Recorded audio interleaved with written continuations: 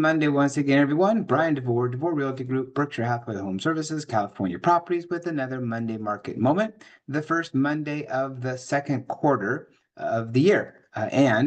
Lots happening going on last week with the tariffs. So what do the tariffs mean for real estate? We will attempt to answer that question in just a moment. First, let's look at the latest stats. Right now, we have 5,132 homes for sale throughout the county. It's an increase of 111 from last week. We expect this as the spring season continues. Median list price 975,000, higher than it was the week before. Average days on market 47. Pending sales, they went down by 22, 2,356. Median list price $899,000. No change in the average days on market 30. But we did see an increase in the months of inventory, 2.69 months of inventory. That's decided by inventory going up and maybe sales going down. We'll see that in just a moment. Here's a chart showing total actives and total pendings. And for the first time in a while, the number of total pendings actually went down week over week. All right, what happened last week? Well, we saw 888 homes come on the market, just a slight increase from the week before of 20. Median list price 963.5. New pendings dropped a lot. 346, huge drop. 107 fewer homes went pending last week than the week prior. Coincidence? Median list price $899,000. Average days on market 24. New pendings listed within the last week 27, and within the last 2 weeks 138. So we saw an increase in the number of homes that went pending in just a week of coming on the market, 8%, and then 40% went into escrow after being on the market for 2 weeks or less. So the number of total pending of the new pendings dropped quite a bit. Fewer people went pending, but the ones that went into escrow faster. How many homes closed escrow last week? 319. Healthy drop of 73. Because pendings had gone down about a month earlier. So that's why the months of inventory went up. Number of sales went down. Median list price, $949,000, up from the week prior. Median sales price, $940,000, also up from the week prior, but median sales price was below the median list price for first time in a little while. Average days on market, 26. Least expensive sale, you can find that in Oceanside for $270,000. Rancho Santa Fe had the most expensive sale, $13,250,000. Here's a chart showing new actives, new pendings, and new closed sales. So we saw a big drop a couple of weeks ago in the number of new listings that came on the market, but then last week it went back up. But the number of homes that went pending, lowest number in quite a long time.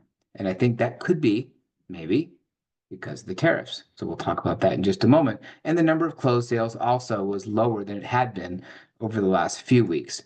Here is the chart showing median list price and median sales price bounced right back up again. Good to see. Stephen Thomas came out with his reports on housing last week.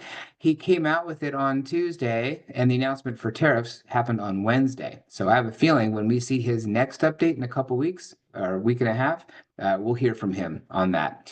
But this shows the number of active listings on the market. And you can see we still have fewer homes on the market now than we did prior to COVID, but well more than we had in any of the years since then.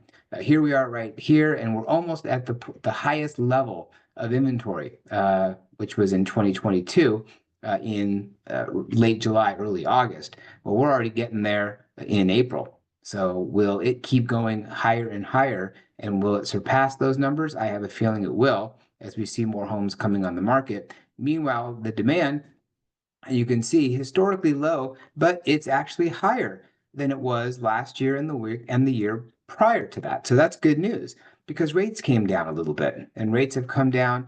They were up at 7.5% about a year ago. Now they're lower than that, below 7%. In fact, getting closer to 6.5%, which is encouraging news. But still, the demand is much lower than it was in 2022 and before COVID as well. Here is the expected market time. Homes staying on the market, the longest that they have in quite a long time. In fact, well above even where we were prior to COVID. So the expected time it takes to sell a home right now, definitely higher because of the higher interest rates and the increased inventory. Okay, what do the tariffs mean for real estate? Now, this is our best guess. We'll take a look back at last week at what did happen, and then our best guess of what will happen. The stock market did drop, as we know, quite a bit, unfortunately for some. What does that mean? Well, when stock market goes down and people want their money to be safe, where do they put it? Treasury bond. So the 10-year treasury bond is really tied to the mortgage rates or vice versa. And so when the yields go down so when money goes in to those, the yields go down, which means mortgage rates go down. And that's what happened. About a quarter point since Wednesday, mortgage rates came down, depending on the loan type. So yeah, mortgage rates are better for buyers potentially.